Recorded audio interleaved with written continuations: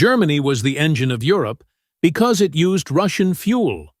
Recently, an important Brazilian geopolitical channel invited me to shed some light on the political situation in Europe, and especially in Germany. Since I've been in Berlin, I've also been closely following the reaction of the Brazilian internet public to the decline of the EU and Germany, which is already impossible to hide. As far as I can tell, Brazilians still admire a country they have come to know as a global economic power and the engine of the European project. But there is also a growing contempt for the Atlanticist foreign policy that Germany has pursued in recent years, which is seen as forced and not particularly genuine. A Brazil that is now much more central and has a voice on the geopolitical chessboard views the subordination of German national interests to Washington's consensus with disillusionment. In the Global South, especially in Latin America, which has been historically fated to the Monroe Doctrine, there is an instinctive aversion to the influence of the U.S. in its affairs and the sabotage of development that it has historically inflicted on the subcontinent. Occupied and divided after the Second World War, without a seat on the UN Security Council, militarily limited and without nuclear weapons, Germany, or rather the western three-quarters of the country, has managed to re-emerge and become a major global economic player, pulling Europe together from the center, as several thinkers and economists have advocated since the 19th century, but within the U.S. logic and system, initially initiated by the Marshall Plan. Berlin's tutelage thus left the country with very little room for maneuver in the geopolitical sphere beyond Europe.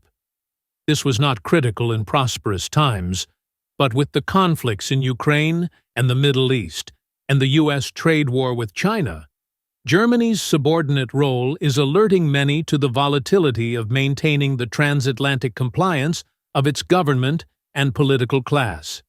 What has been called the economic engine of Europe has also been the country that has benefited most from the trade agreements within the EU, largely anchored in the financial architecture of the euro, which has guaranteed Germany a huge market outlet, often at the expense of competing European industries.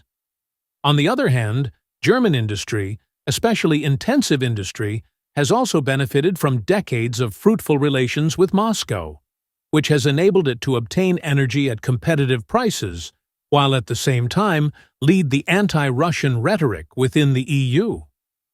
Some analysts see the 2014 Maidan coup and the resulting rift between Germany and Russia, Europe's two largest countries, as a sophisticated form of economic warfare by Washington against Europe as a strategic trade competitor. Shortly before the coup in Kiev, former U.S. Secretary of State and now leading energy lobbyist Condoleezza Rice said in an interview, "Over the long run, you want to change the structure of energy dependence. You want to depend more on the North American energy platform, the tremendous bounty of oil and gas that we are finding."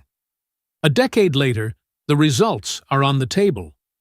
The World Competitiveness Center, an index that ranks the competitive position of economies beyond GDP and productivity, including political, social, and cultural dimensions, infrastructure, institutions and policies, among others, now ranks Germany 24th, far below the 6th place it held in 2014, the year of the first sanctions against Russia. A significant drop occurred after 2022. Since then, Germany has had only two very modest quarters of growth, both below 1%. The big German companies are looking for better places to invest, the US and China, the two strategic competitors of the European project that Germany was supposed to lead. The big industrialists are wondering what will happen to the stability of energy prices, if not to the security of energy supply in the medium and long run. This is a major uncertainty that they cannot afford to hold back on. This coincides with a paradigm shift in technology, labor relations, and the pension system.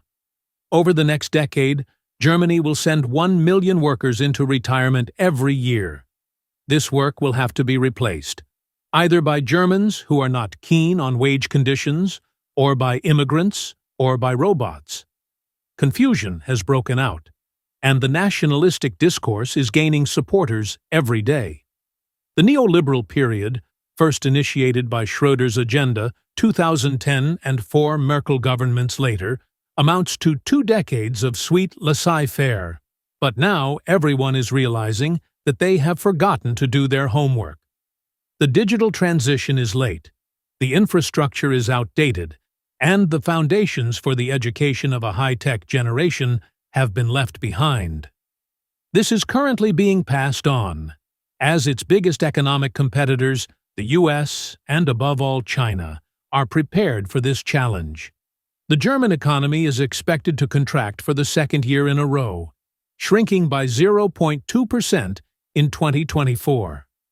With the economy stagnating from 2022 onwards, all economic indicators point to a prolonged recession and a foreseeable period of political and governmental instability. The warning was already given during the pandemic. Germany's instrumental role in the Western economic system would change, namely through a planned ecological deindustrialization in its relations with neighboring Russia and in the US's long-term economic war against Chinese power.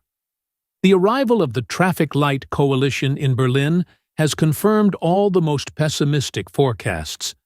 Denuclearized, disarmed, and now without Russia's cheap energy, Germany's industrial base and the export model on which it had based its strategy have been undermined. The country is now entering literally uncharted waters.